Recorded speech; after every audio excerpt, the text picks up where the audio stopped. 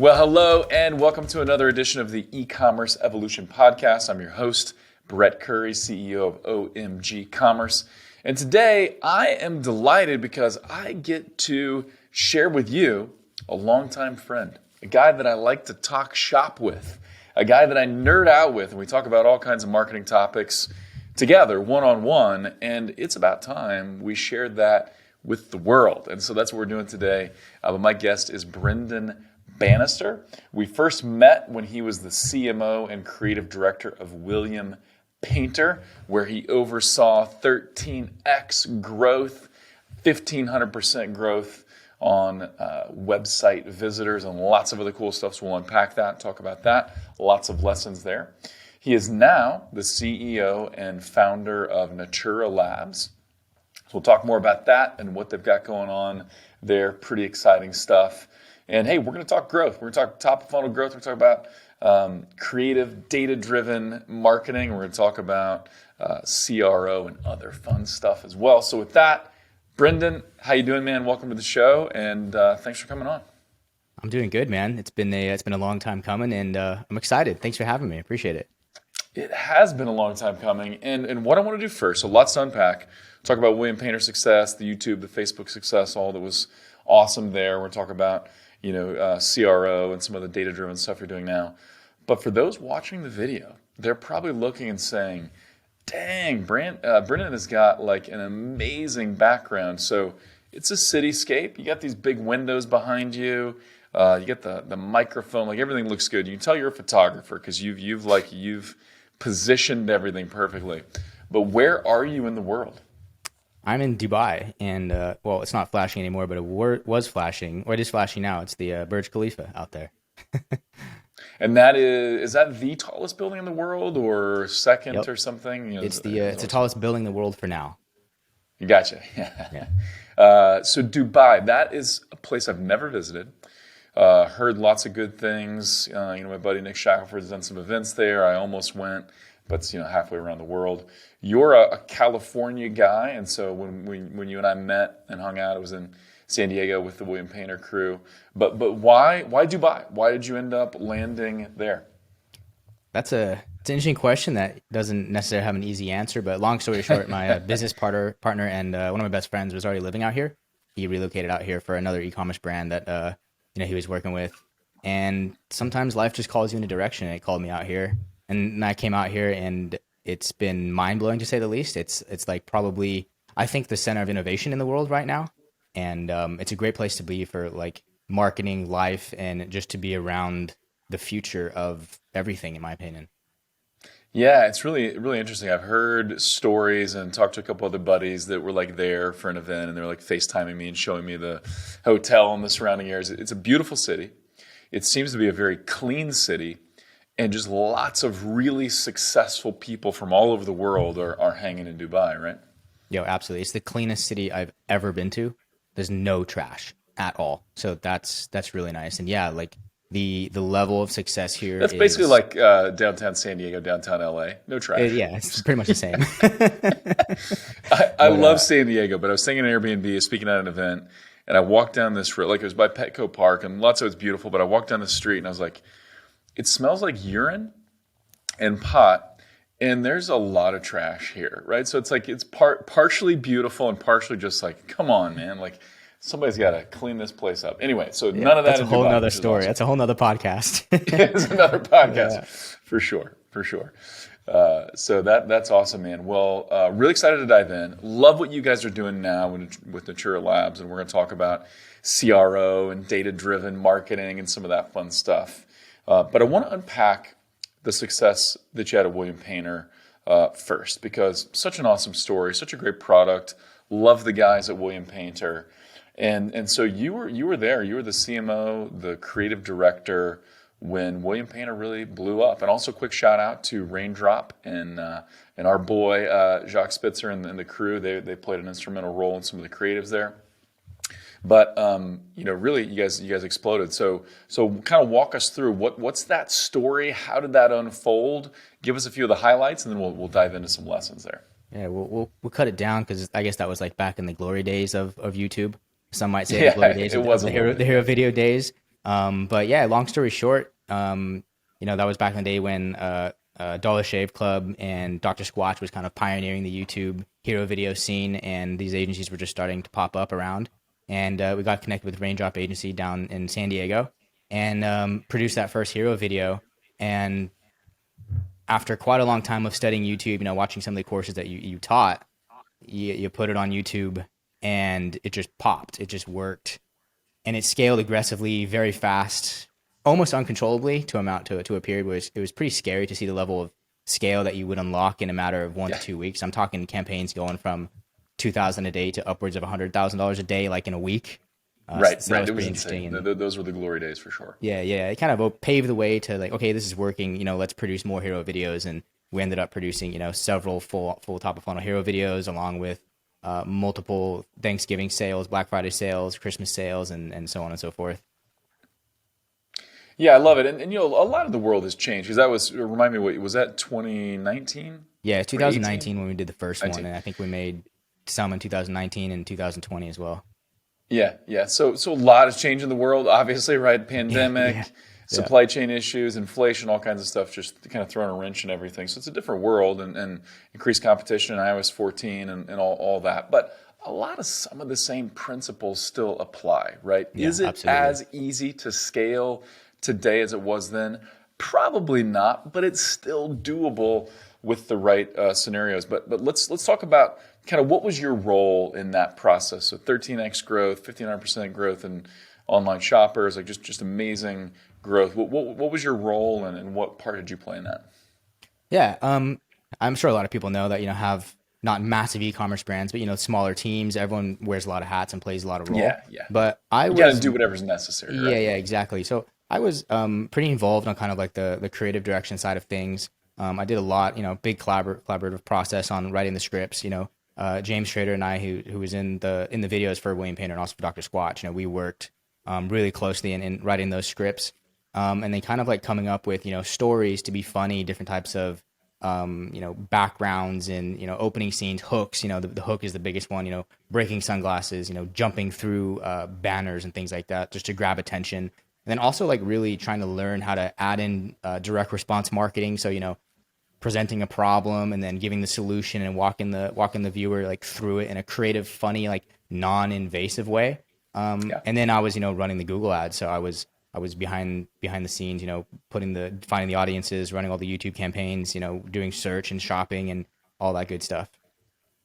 Yeah, that's awesome, and it's a really unique skill set, by the way. And I'm sure people that are listening, those that have been in the game for a while or tried to hire someone to run marketing or run marketing themselves, they know like it's pretty rare to find someone that has both the creative skill set, like you can really dive in and help write scripts and help come up with concepts and kind of guide things and direct things, and to be the one in the background building campaigns, Yeah. setting bids, setting that account structure, and really managing the media portion and kind of that strategy portion. Yeah, So definitely. how did you balance both? It's super interesting. I just love it. I love solving Yeah, problems, and it's a different type of creativity, So being a photographer for the last decade or so, and then coming to like the creative direction side of things, art direction, things like that. But then also creatively solving problems to, be funny or to direct the actors on screen or to kind of come up with unique ways to market towards people. One of the really cool things that we did is we built a whole full-fledged funnel using these YouTube videos. So we would remarket product page viewers with content that we created specifically for people that were on the product page viewers. So for example, one of the scripts would start off, they'd already come to our website, looked at a product, right? And then we'd retarget them, and the video would say, "Hey, we noticed you were checking out our sunglasses. You look really good in them. yeah, You should go back and check them out." And I think that was a pretty unique type of remarketing where we're literally talking to the customer, and it converted incredibly well. And that was like fun because creativity mixed with marketing, mixed with psychology, mixed with just being fun. dude, it's what I love about the game, and it's what I've always loved about marketing because there's some art and creativity and science and psychology and why do people respond the way they respond, and kind of you get to play in all of that and craft a strategy, a playbook to kind of navigate and say, hey, how can we scale this brand, and how can we attract the right people and take them from interest to engagement to hey, I'm willing to shell out, $150 for a pair of sunglasses, all Yeah, sight exactly. unseen, all just with online marketing and a great web experience. And so Yeah, exactly. You've talked a that's little bit awesome. about like demand generation versus demand creation.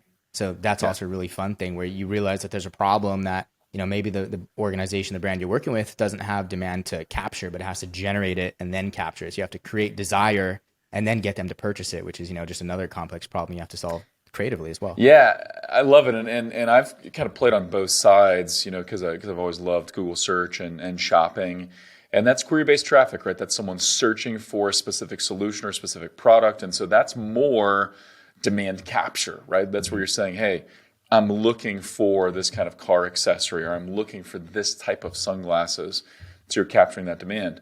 But in the case of something like William Painter, it's titanium sunglasses. They're basically indestructible. The original one has the hook on it, right? Yep. The little thing that's like a bottle opener, Hmm. that allows you to pop bottles and look like a model. I still remember the majority of your script, by the way. The famous quote. And so, no one's searching for that, right? I want titanium sunglasses that I can open a can of beer with, like, or a bottle of beer. Like, well, I didn't know that existed because I haven't seen it yet. So you got to show that to me and generate that demand, and then yes, I'm interested. And so yeah, the blending of those two is really fun. And I think you can. What I love about the Google Ads ecosystem is you can find both, right? There's going to be some opportunities even before you go hard on YouTube. There's going to be some demand capture opportunities, but Absolutely. then Yeah. if you can go big on YouTube and tell the story and say, hey, this is why you need titanium. Tim Ferriss likes it. All these other people like it. You can step on it. It's not going to break, and you can wow your friends by opening. Yeah. And then the demand capture gets a So lot then you more start fun because it to actually generate that scales. demand, and now you're in the money. What's that? I said the demand capture gets a lot more fun once you do that on YouTube because then you scale. Yes. Yeah. Yes, you're seeding that audience and getting them interested, and then you can close the deal through your demand capture campaigns. And I also love that, right? This idea, because we see this a lot, and this is something I talk about with prospects and when I'm speaking on stage is, hey, remarketing. Something we all do. Most people are bad at it. We're lazy at it. We create one remarketing campaign. We're running all the same creatives that we run in our other campaigns.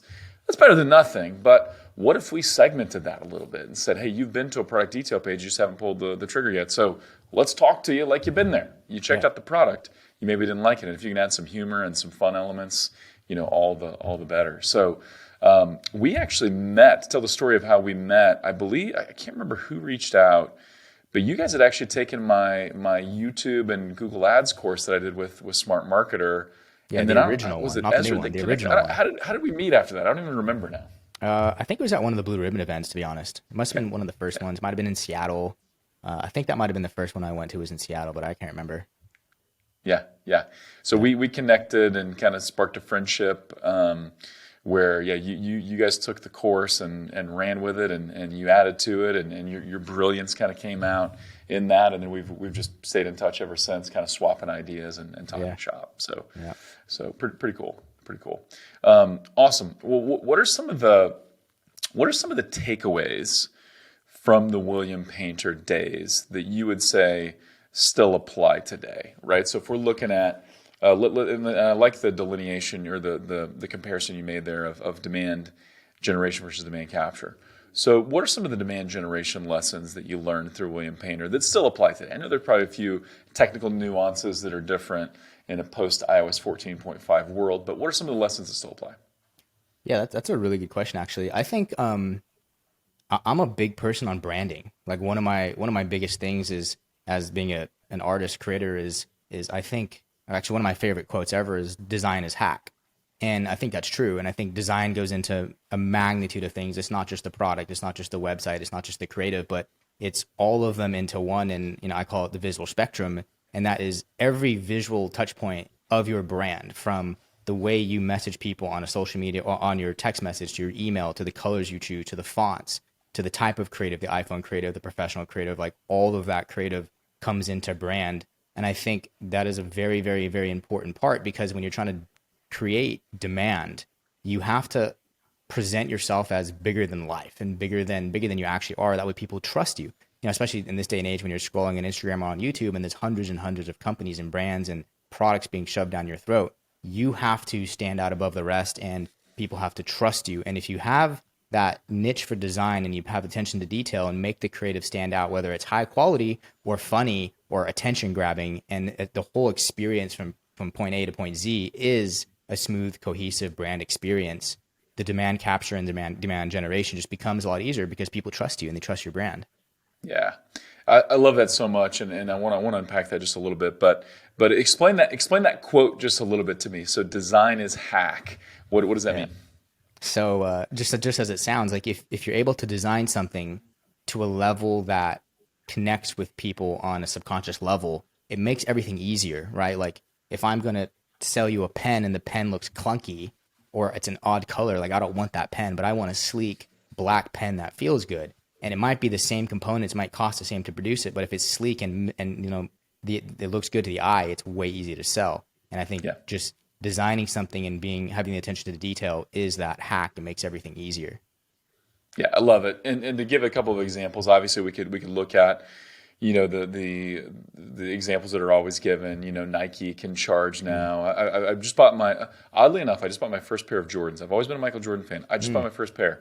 But you can find some of the retro Jordans for like $300 to $500. You can pay $2,500 for some of these shoes online. So what's the difference between that and a $30 pair of shoes you buy at Walmart? Well, it's brand, right? And yeah, the materials are better and stuff too. But are they 1,000 times better? I don't know. I'm sure not. And so that's all brand, right? But one example, and I think this ties into both branding and design of the product. I kind of gotten into tea a little bit lately. Still drink more coffee, so I've not abandoned coffee in my Americanos, and I've done a few pour overs, although I just haven't fully mastered that art. But I've got a fellow kettle, and this is a really sleek, elegant, long neck kettle, and it sits on. It's beautifully designed, nice wood handle. It's ergonomically correct, and it looks amazing sitting on the counter. It's got. Do you know, fellow? Have you seen this? Oh yeah, I've seen their ads. Yeah, it's got deep in the their display where you can choose the exact temperature you want to heat your water up to. So if you want green tea, you can go in the 170s. If you're looking at coffee, you can go 205, 2010, whatever. 2,000 degrees. So you can heat it to whatever you want, and it's like 3 or 4x the cost of it. Like I could get just a simple electric kettle for $20 on Amazon or $30 or whatever. This is $300 or $200. And so what is that? It's design, right? It's design, it's branding. It is, yes, functionally great too, but it looks great on the shelf, right? And so that product design, that design element of your ads that builds the brand. Yeah. The brand is can't overstate it, right? And we do a lot on Amazon, how brands grow on Amazon, and brand is what can allow you to charge a premium on Amazon and protect your margins on Amazon, where there's a lot of pressure to erode those margins. So love that. So design is hack. So awesome lesson, awesome takeaway. Any other takeaways from kind of the William Painter days that would still apply today? Yeah, I would believe that the majority of brands are very similar in nature. Like the systems of the internal brand is the same, the way the emails operate, the way the text message operate, the way Shopify, Google, Facebook, omnichannel. I think the internal systems are all 95% the same.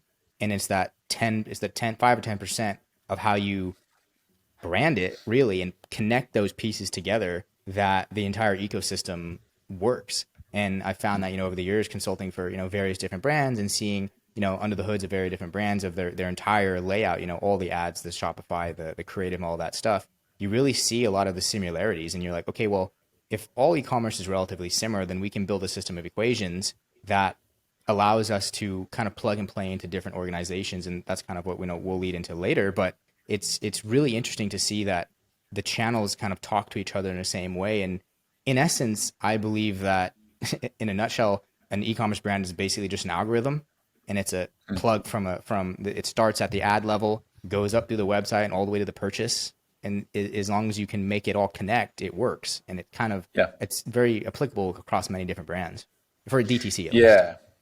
I love that. And kind of one thought that just sparked is, that this idea that, hey, everything has changed, but everything is still the same, right? And I think this applies to maybe deep, philosophical, whatever. But if you look at platform, let's just take Google as an example. What's Google's mission? Google's mission is still to answer people's questions, to connect advertiser with ideal buyer and make both happy, right? And it's organizing the world's information, sure, but it's connecting things.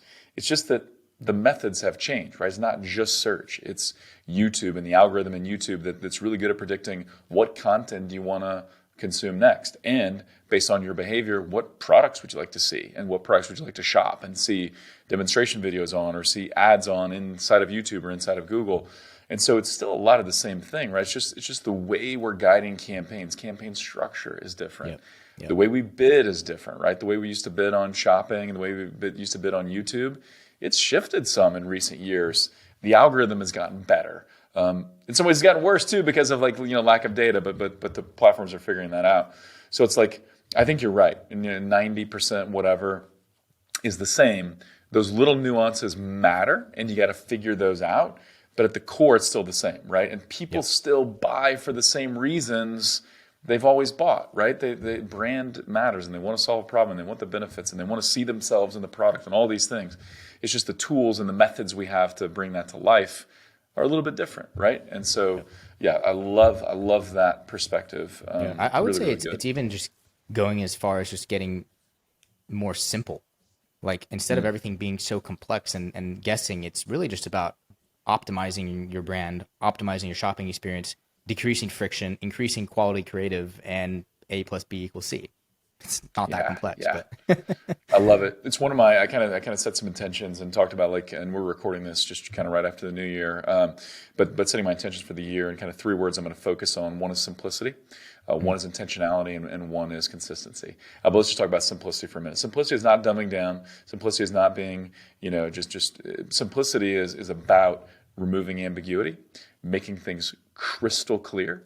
Because if like a habit is not simple, we're not going to keep it. If an ad, if the message isn't simple, consumers aren't going to hold on to it and take action. If the message we share with our team isn't simple, no one's going to embrace it, right? Like we've got to really embrace simplicity, and I totally agree. And I think that's a big part of landing pages too, right? Not I mean, you got to have enough elements there to sell the product, but how can we simplify? How can we make things more clear?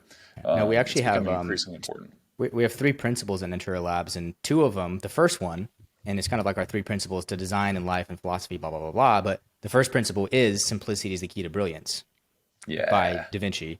The second one is the shortest distance between 2 points is a straight line.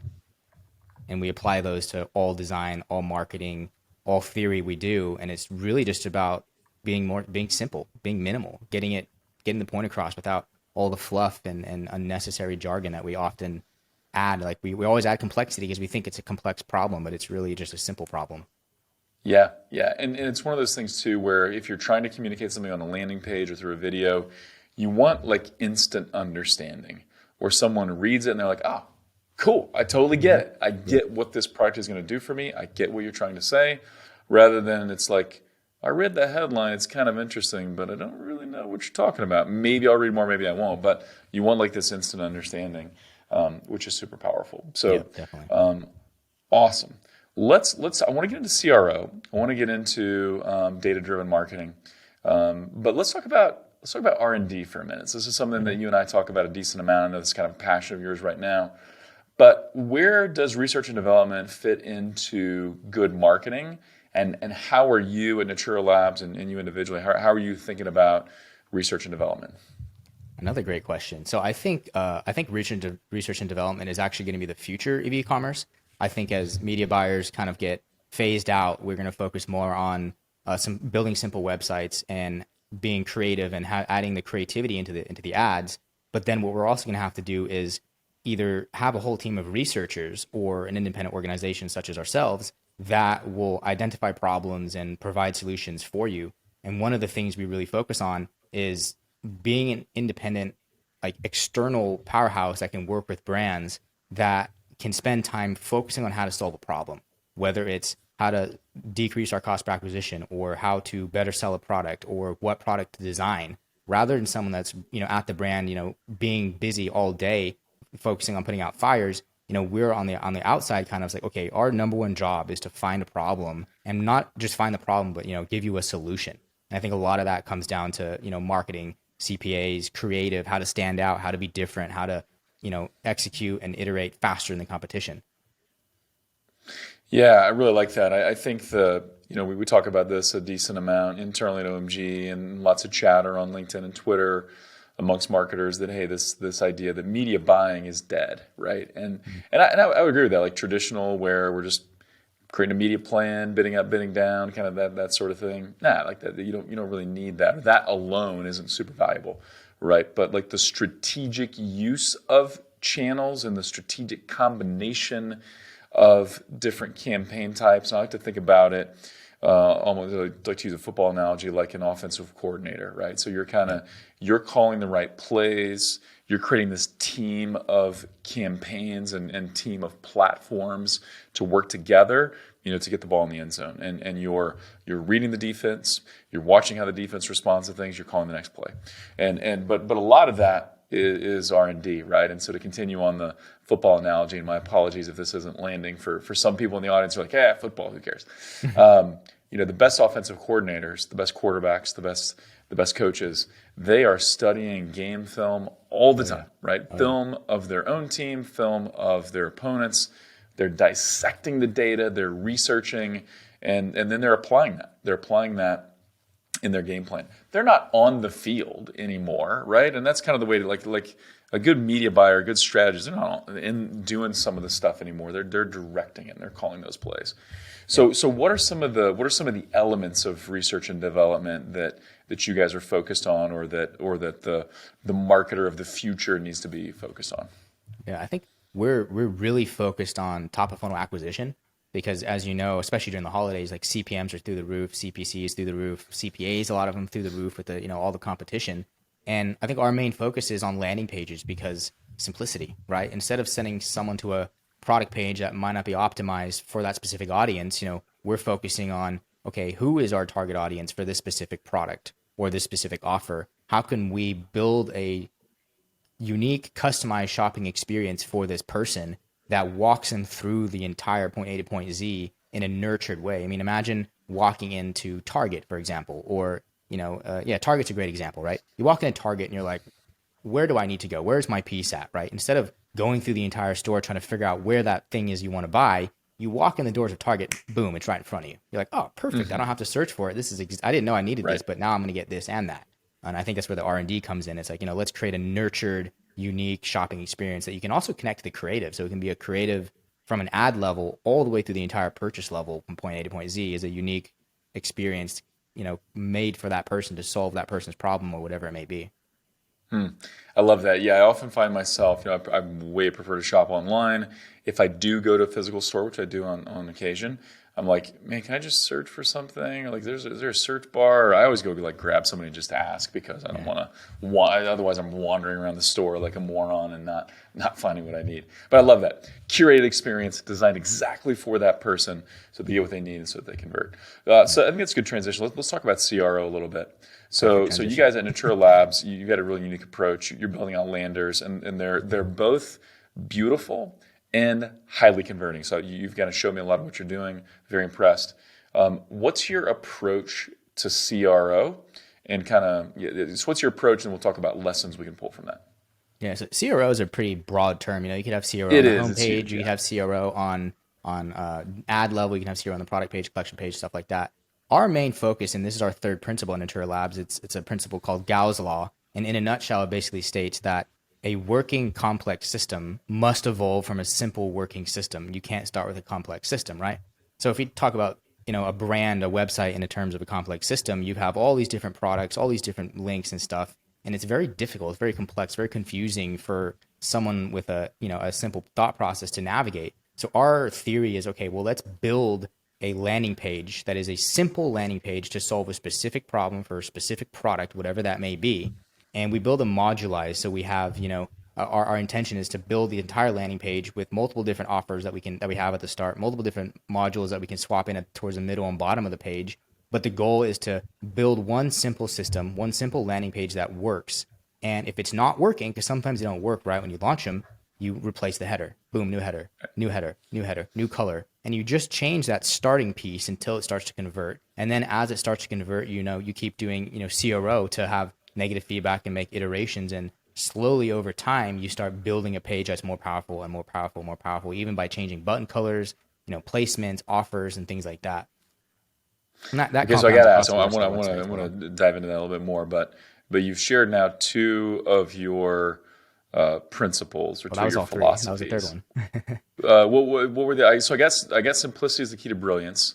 A working system, a working complex system must evolve from a simple system. What was the other one? I missed the other The one. second one is the shortest distance between 2 points is a straight Oh, line. of course, you did say that. Yeah, so it's Yeah, okay. simplicity, same but different. That's awesome, man. I love that. I'm writing these down. That's brilliant, and love those key principles. So yeah, I think one of the things, and you're right, CRO is broad. It's like, hey, what's your marketing philosophy? Well, that's a pretty big question. But what we experience a lot, and I think what a lot of brands run into is maybe your issue right now isn't traffic. Maybe your issue right now isn't your ads. Maybe your issue is your lander, right? The lander is not answering a specific question. It's not solving a specific problem. It's not talking about a specific product in the right way to that shopper and getting them to convert. Obviously, it all works together, but a lot of times, people are blaming the ad or the network that they're advertising on the platform. They're blaming Facebook, blaming Google, blaming YouTube, when really the lander just got to get better. Oh yeah. So how are you guys kind of analyzing? So you've got a client with a product, and if you can use a specific example, great. If not, no, talking generalities. But how are you going about? Okay, let's create a simple page for this. What are you trying to understand, and then what are you trying to distill, in that page? Yeah, so it's there's so many different things, and it's really just about finding what works, and that could be the design, it could be the messaging, it could be the creative. And I mentioned earlier about how I think all brands are an algorithm in a way. So let's just say in this world in this imaginary world, we have a brand that has perfect creative and perfect messaging, and the ads are converting really well. We're driving lots of traffic to the website, but the website's not converting, and we're not getting these purchases. But the ads are, we got good metrics at the ad level, and that's because we're taking a working algorithm and plugging into an algorithm that's not optimized. The website could be super complex, the messaging's not right on the website, the color's not right on the website. So it's really about, okay, well, how can we improve this website to make it convert better by changing the messaging or changing the offer, or the colors make a big one. We ran a really basic research case study for a client, and we changed the color of the review stars on the product page. We had 3 colors. We had the on-brand black versus gold versus silver, and just changing the gold stars drove $5,000 of incremental revenue in 1 month. Just on one page we tested it. It was a 1-page isolated test, drove $5,000 of incremental revenue. And if you take that and extrapolate over the course of 12 months, you've got an extra 50, 60 grand of incremental revenue there. But the interesting thing is all these ads convert on a metric called perceived conversion rate on the website, which is the algorithm guesses at what the conversion rate is going to be on based on the probability of that user converting. So if you can move that number up a slight incremental number by changing the product page colors, the button colors, or anything, you're really making it easier for the ads to convert. And I think a lot of people are starting to figure that out in 2023. And I think 2023 is going to be the year of massive CRO at scale, because they're like, oh, right, it's 2. We got A, ad level, B, CRO level on the website, or whatever the lander is. Yeah, it's so good. Now, I'm going to ask this question at the risk of leading people down the wrong path. And so I'm going to give a caveat, and then I'm going to ask the question, because I know it's a question that everyone right now is asking in their brain, and that is, what color did you change it to? So it was gold. What color did you change the review stars to? So they were for this specific company. It's a very male-dominated automotive industry. The on-brand color was black. That was the color they used, and we actually saw that gold had a 39% increase in conversion rate on desktop. It wasn't statistically significant on mobile. We didn't run the test for as long as we should have for various reasons. But 39%, statistically significant on desktop, 39% increase in conversion rate for new users just for changing the stars to gold. That's awesome. So here's the lesson and the takeaway there. The lesson and the takeaway is not gold, right? Definitely not. Although it is in a sense. Yeah. The sense is you start testing things, you'll get gold. But it's not that gold is now the winner in terms of your star reviews and how you display them. The key is you got to test it, right? And the key is that these little things can make a big difference.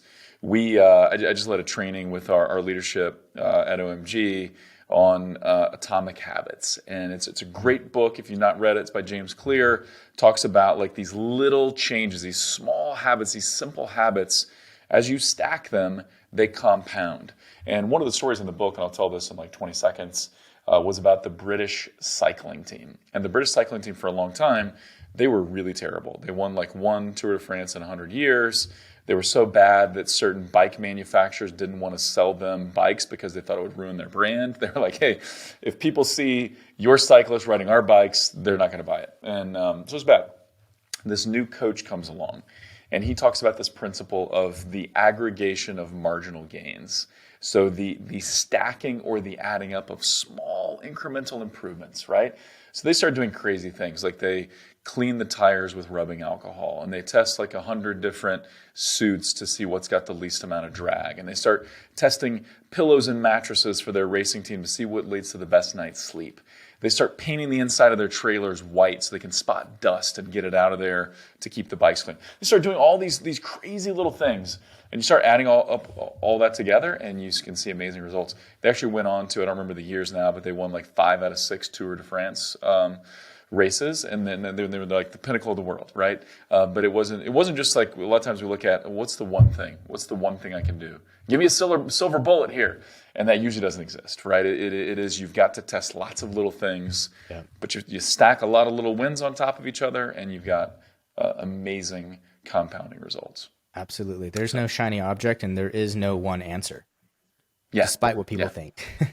Exactly. We're all looking for it. We all want it, but it's not there. And the bad news, it means it's hard.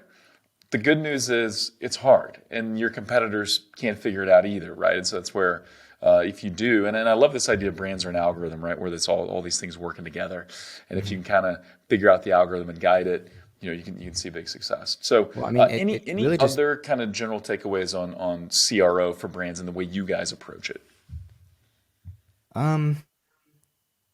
Yeah, I think it's what I've noticed over the last couple of years is that a lot of us marketers and creatives, especially, we get too attached to emotion and brand. And I talk a lot about brand, but one of the important things is in the digital age of building a digital brand that's dictated by algorithms that are out of our control, is that we have to do something called data-driven creative direction or data-driven branding. And Love this. that is coming up with ideas that we want to test, but not being opposed to the potential that our theorized idea might not work. And we can't have our emotion attached to a color that we think is on brand if the data is telling us to go for a different color. For example, the black looked better on this product page. It's more sleek. It just Totally. looked smooth. It's more on brand. It fits Exactly. the eye, or Exactly. it's more Exactly. pleasing to the eye. Gold stands out a little bit more, but because it stands out a little bit more, it converts better. And we have to be okay with changing and being fluid in the way our brand evolves, keeping some boundaries there, but being fluid with the way it evolves to work in the digital age, to take advantage of the algorithms. We have to work with algorithms, not against them. And that starts at every level, in my personal opinion. Yeah, it's so important. I know Gary Vee talks about you can't be romantic about certain elements in your business, right? When the data changes, you need to change. And when you see things that when the data is speaking, we should go in this direction, you need to go in that direction, right? And that doesn't mean you abandon your brand, right? You're building this brand, you're building brand equity. That's important. But sometimes we begin to think as business owners, as marketers, as CMOs, whatever, we're like, no. Black is our color. Like if we abandon black in this one element of our page, we're eroding our brand. Our customers won't like it. Like we know our customers. We know our brand. Yeah, well, you should probably test it. And so again, that doesn't mean like scrap your logo every other month or something crazy like that. Like stick to your brand. But you got to test things, and being romantic about things that are not important to your customers is going to trip you up and really limit your growth and eventually potentially stifle your overall potential. So really good. Anything else you would unpack there on creative, data-driven marketing? Any other ways you would kind of describe that or unpack that? Because I love that. I love that term, and I love the concept. Yeah, definitely. So, as I've talked about, like I think the creatives being more important as we move on, and we found this really, really cool software called Motion. I think the website's usemotion.com. Shout out to them. They're actually a really cool organization, small team, but amazing. And they connect to your Facebook, and they will give you full on reports. And I'm not endorsed by them, full for the record. They'll give you full on reports of all your creative in your Facebook account and your Google account. They're bringing on YouTube soon, I believe. And for example, if let's say you run ads for a month, right, on Facebook, and you see your top three performing videos, what you should do for the following month is take those top 3 videos, make some iterations on those videos that you think might convert better, and test those and keep testing. So the idea is to, over time, test all of your creative, but test the best ones, make iterations on your best creative. So month 1, you start with 0 creatives. Month 2, you have iteration 1. By month 6, you have 6 iterations of those creatives that are getting better every single month. And that is data-driven creative direction. And you can take that into applying new creatives. Say month 4, month 5, you say, wow, these are really working. Whatever this combination of, testimonial or hook is working, let's go make some new creative using this structure. And boom, that's data-driven creative direction right there. Yeah, I love it. And you're always looking for that combination of, right message, which is a combination of hook, product demo, CTA, and a few other elements too. Audience, and lander, right? And so hey, how are we tweaking that? And as we're looking at the data, maybe we're seeing, hey, the conversion rate's really high, but the engagement isn't as high as it could be, right? So let's test new hooks. Or maybe the engagement's really high and the click-through rate's good, but the conversion rate's not good. Let's test the landing page, right? So we're looking at the data. What is the data telling us? What story is the data telling us? And then let's iterate and make changes based on that. I do think data is becoming a buzzword in 2022/2023 because I think a lot of people throw it around. And I think maybe there's not as many people that understand it because it does get pretty complex, but it's basically just finding what's working, looking at that subset of what's working and making improvements on what's working to then guide your next decisions rather than just kind of guessing or using your emotion. Yeah, and I'm really glad you mentioned that because the solution is not more data. We need more dashboards, more complex dashboards. We need every data point possible, right? That's probably going to lead to inertia. You're going to get stuck in the data, right? What are the important data points? What are those important data points telling us? And then how can we quickly iterate and test and change to improve? That's all that matters. You're exactly right. How you take action. People are talking about data, and that just means they're trying to get more of it, and they still don't know what they're seeing, even with more data. Yeah, exactly. Yeah, awesome. Well, dude, this has been super fun. I'm all charged up now, actually. I love it when there's certain podcasts where I record it and I've got more energy at the end of the podcast than at the beginning of the podcast. That's always a good sign. We could go for 2 hours. It was fun for me, at least. So hopefully people listening enjoyed it as well. But Natura Labs. So talk about this just a little bit. If someone's listening and they're like, dude, I need to hang out with Brendan or maybe see if I can work with him or whatnot. What do you guys do? How can people learn more about you? Yeah, so we have 2 major things. We have one's called brand architecture, and that's kind of what it sounds like. We basically just help brands build more efficiently, whether it's landing pages, whether it's CRO, whether it's, website optimization. And we just want to, improve your throughput. And then we also, we have a fractional CMO program, fractional CEO CMO program. And it's, basically just us, looking at your brand, the whole holistic view of the brand, not just the ads, not just the creative, but, helping you come up with products to develop or when you should release those products, what the next step to growth is, because growth is not just ads, growth is, multiple different things, websites, products, and all those type of things. And it's, just a laboratory where we get to experiment and come up with ideas and test them and research and, provide you with ideas to iterate on and to execute on. And our number one thing is identify problems, provide solutions, and increase your throughput. Love it. And so it's naturalabs.io. Yep. And we will link to that in the show notes. We'll share it on social so people can find it. What about on the socials? Can people connect with you on Twitter, LinkedIn, other places, or with the company? How can people continue the conversation if they want to? Yeah, no, we're definitely on LinkedIn. My LinkedIn is my name, Brendan Bannister. And then you can also find Natura Labs on LinkedIn and Twitter at @naturalabs_IO. And we're going to be coming out with a lot of content. We kind of created the studio here, and we're going to be a content-driven research and development firm. So hopefully we're putting out a lot of really interesting, unique research, stuff we're finding, what's working, what's not working, ideas, and just overall place to just have an open dialogue. Yeah, and so I think, hey, if you're in a spot where it makes sense, reach out to Brendan and start chatting with the team about what an engagement could look like. Yeah. At a minimum, you got to follow this guy and you got to pay attention to what they're doing, and the content coming out of here I know is going to be fantastic. I've had the privilege, like I said, over the last several years of kind of just chat with Brendan on a regular basis and talk about what we're testing, and so as some of that comes to light, you're going to learn a ton. And so pay attention to that, to that content, to those videos. I will also tease this. This is maybe a little premature, but I'm going to throw it out there since we're on the topic. We're redoing that course. So the Smart Google Traffic course is in like a full reboot right now, which is super exciting. And so that'll be released sometime this year. Okay. We're working with Ezra and team on that. So stay tuned. We'll keep you posted on the podcast and through other means, but we are working on that as well, which will be really cool. So any closing thoughts, tools, recommendation, anything else you want to plug here before we sign off? No, I just want to say, thanks a lot for having me on. This is a lot of fun. I appreciate it. It's been great over the years, working together. We've been building Natural Labs for exactly a year now, and you've been a vital part in jumping on monthly and feeding back ideas, and I really appreciate that. And I think our core principle at the individual level, but also at the business level, is build relationships, keep your reputation, and work with unicorn brands and unicorn people. And you're a unicorn, Brett, and I truly appreciate that. Dude, thank you. That means a lot. Yeah. I appreciate that. And awesome. Yeah, good times, really great content. Love seeing what you're doing. Love the growth, and excited to see how this thing unfolds. And I'll see you in Dubai soon.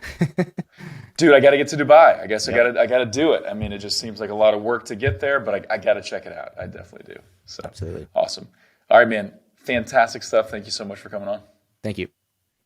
Awesome. And as always, thank you for tuning in. We'd love to hear from you. Would love to get that 5-star review on iTunes if you think we deserved it. And also, I am getting more active on social media. I had a Twitter account, or still do, but back in 2010 I was active or something like that. And then I took about a decade off, more than a decade, I don't know. But I'm active on it now. So check it out, at Brett Curry on Twitter, LinkedIn, the Brett Curry. So I'd love to connect with you and continue this conversation on social media. And with that, until next time, thank you for listening.